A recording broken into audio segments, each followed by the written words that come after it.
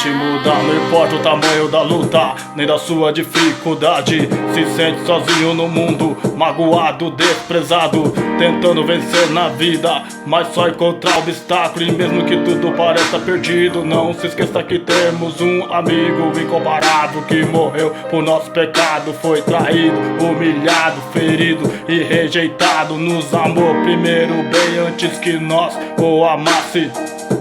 Ou amasse. Então para um pouco, reflita, não desista, seja forte, não deixa que o mal te oprime. Até mesmo andando no vale da sombra da morte, não temerás mal algum, porque Deus tá contigo, te livrando do perigo dos falsos amigos, doença maligna da vida, de vícios, das coisas erradas, da bala que mata. Então eu te digo, dobra o joelho, agradeça ao Pai. Grandes coisas Ele fez, grandes coisas Ele faz. Só basta abrir seu coração. Seu coração, Deus é bom o tempo todo, Deus é bom. É preciso ter fé e acreditar que Jesus, tua vida pode mudar. Pode mudar. É preciso ter fé sempre e acreditar